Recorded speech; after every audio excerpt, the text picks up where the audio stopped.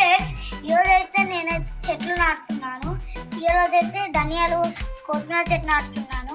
చూడేస్తారా? First అయితే మనం ఇట్లా పొడి పొడి గడ్డల మట్టిని తీసుకొని, మా ఇంట్లో చాలా మట్టి ఉంది, గడ్డ మట్టిని తీసుకొని మొత్తం తవ్వుకొని బకెట్ కొన్ని నీళ్లు తీసుకొని పోసాను.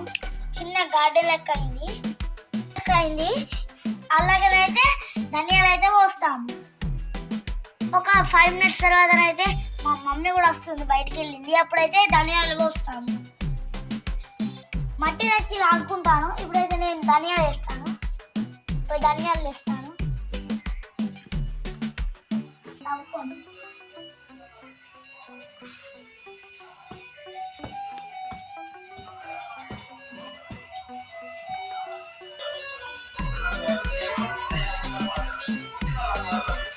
ఇట్లా అనుకున్నాను ఫ్రెండ్స్. ఇప్పుడైతే మళ్ళీ కొన్ని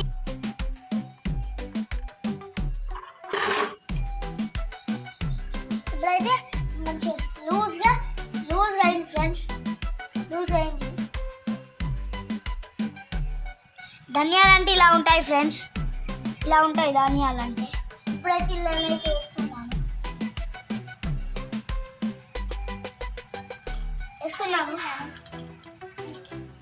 ఇప్పుడైతే అసలు ఎట్లా చిన్న హోల్ చేస్తున్నా.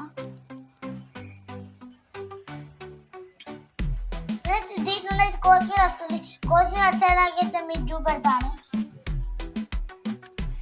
తవ్వుడు అయితే కొన్ని అయితే తవ్వాను, కొన్ని వేస్తున్నాను. ఇట్లా అయితే చల్లుతా ఫ్రెండ్స్. చల్లినాకో ఇట్లా చిన్న గార్డెన్ మొత్తం వస్తుంది. చల్లాను.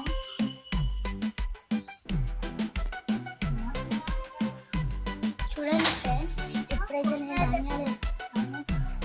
ఇదంతా ధనియాలే, ఇవన్నీ ధనియాలే ఫ్రెండ్స్. ఇక్కడ కూడా తవ్వుతాము.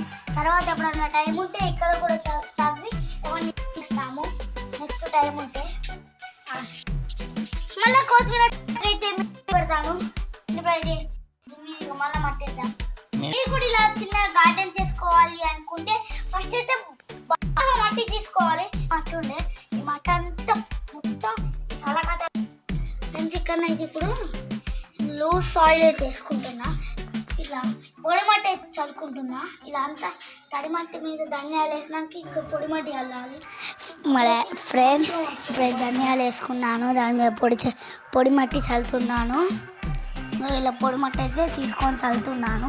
చూడండి ఫ్రెండ్స్, మీరు కూడా ఇలా ఇంట్లో చేసుకోవాలంటే ఏదైనా చిన్న ప్లేస్ ఉంటే అలా చేసుకోవాలి ఫ్రెండ్స్.